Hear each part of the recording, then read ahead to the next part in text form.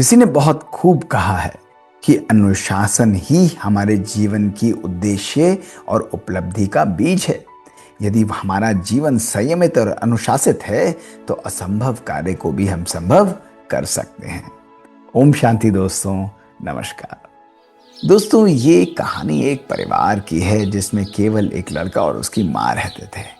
दोस्तों, लड़का आलसी था, काम करता था, लेकिन फिर भी हर छोटी छोटी बात पर माँ से डांट खाता रहता था। माँ रोज उसको टोकती कि तुम्हारा नेचर इतना अच्छा है, तुम कार्य और मेहनत भी करते हो, लेकिन छोटी छोटी बातें तुम अपने जीवन में चेंज करो। कभी रोज उसकी माँ उसे टोकती कि भाई लाइट बंद करो, कभी पानी का नलका खुला छोड़ाता, कभी कपड़ों को वैसे ही पटकाता, वो नहीं उठाता, कभी कभी गंदे जूतों के साथ ही चल देता। और उसकी माँ रोज परेशान थी कि मैं कब तक तुम्हारी मदद करती रहूंगी, ये छोटी छोटी बातों को तो तुम्हें स्वयं ही करना पड़ेगा। लेकिन दोस्तों, इन बातों को सुनते सुनते उसके जीवन में कोई परिवर्तन नहीं आया।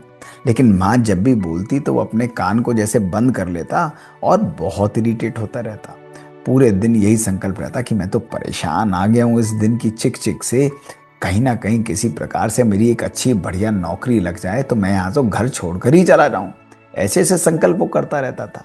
दोस्तों, एक दिन ऐसा हुआ कि जब वो उठा तो उसके सामने लेटर था, उसे नौकरी की कॉल आई थी।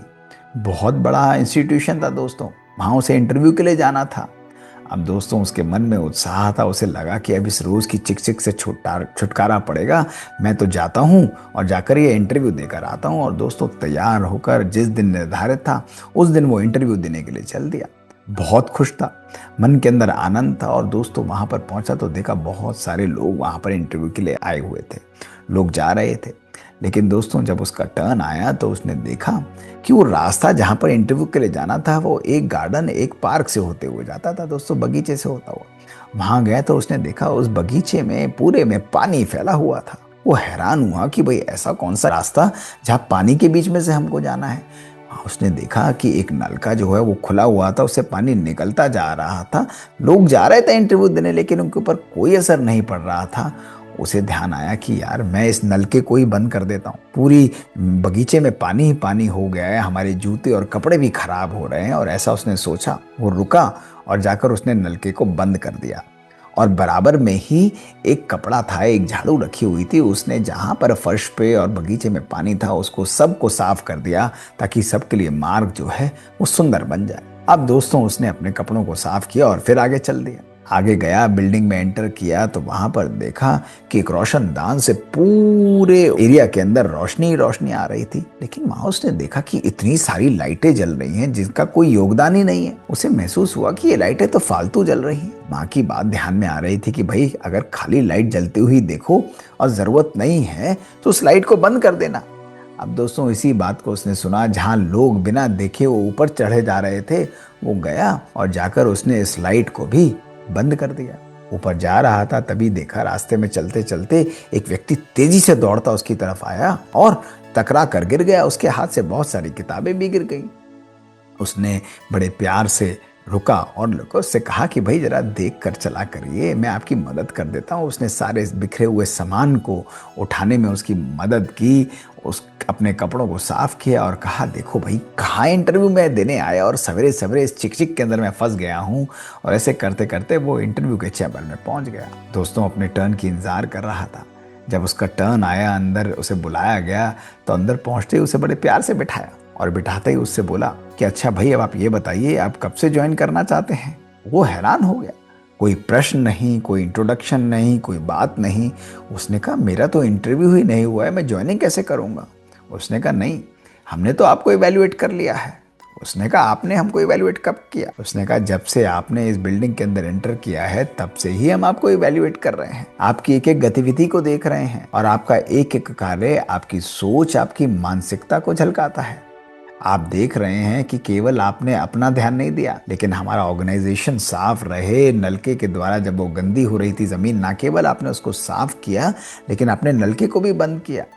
जहां व्यर्थ लाइट जल रही थी आपने उस लाइट को भी बंद कर दिया। इस प्रकार आपने इकोनॉमी का भी बहुत पावरफुल परिचय दिया। और जब आप आ रहे थे तो व्यक्ति जो टकराया वो तो हमने ही कहा था उसको आपसे टकराने के लिए, लेकिन आपने क्रोध की बजाय उसके प्रति करुणा की भावना रखी, उसकी मदद की, उसको समझाया कि देख कर चलना चाहिए और फिर आप बड़ी संयमता से हमारे पास इंटरव्यू देने के लिए आए। इसलिए हमें आपको और इवैल्यूएट करने की ज़रूरत नहीं। असल में तो हमने आपको पूरा इवैल्यूएट कर लिया है और आप बताइए अब कब से ज्वाइन करेंगे। उस व्यक्ति की आंखों से आंसू आ गए।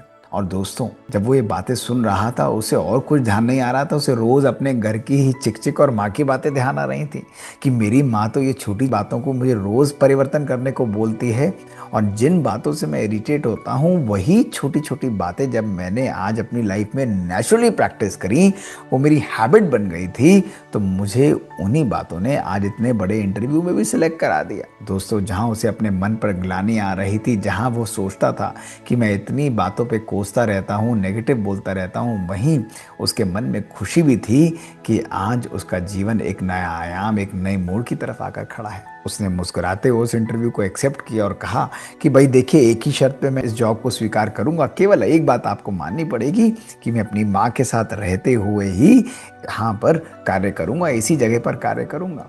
और दोस्तों, उन्होंने भी मुस्कुराते हुए उसकी बात को मान लिया और वो खुशी खुशी घर आ गया। आते हुए ही माँ को पूरी कहानी सुनाई और उनसे लिपट गया, उनका शुक्रिया किया और उनकी दुआओं का पात्र बना।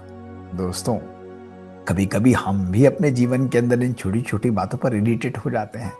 अक्सर जब बड़े या हमारे सहयोगी या हमारे मित्र हमको टोकते हैं तो उनका टोकने का मतलब केवल ये नहीं होता कि वो हमको कुछ बुरा भला कहना चाहते हैं दोस्तों, लेकिन कहीं ना कहीं उनके टोकने के अंदर हमारे प्रति कंसर्न, हमारे प्रति स्नेह, हमारे प्रति पॉजिटिव भावना छुपी होती है कि हम भी अपने जीवन को अनुशासित बनाएं, अपने जीवन को सुंदर बनाएं, अपने जीवन को श्रेष्ठ बनाएं।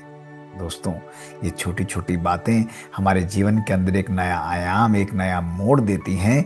इसलिए ये बातों को अपने जीवन में धारण करिए। एक अच्छे व्यक्तित्व की पहचान जो होती है वो उसके अच्छे जीवन शैली से होती है।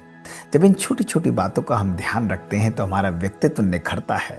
एक लीडर जो होता है, एक पावरफुल व्यक्ति जो होता है, उसका जीवन केवल साधारण नहीं होता दोस्तों, लेकिन वो अपने जीवन के अंदर आगे बढ़ने के लिए संयम रखता है, बैलेंस रखता है और अपने आप को नियंत्रित रखता है।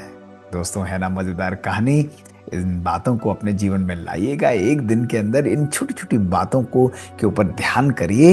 ये हमारे व्यक्तित्व को बहुत सुंदर और पावरफुल बना सकती हैं।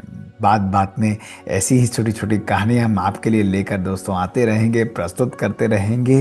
यदि आपको ये बातें अच्छी लगती हैं, आपके जीवन में कुछ परिवर्तन आया है तो लिख कर भेजिए, अपनी बातों को लिख कर भेजिए, अपनी समस्याओं को लिख कर भेजिए। हम पुनः हाजिर होंगे आपके लिए एक और सुंदर कहानी लेकर। शुक्रिया दोस्तों। ओम शांति।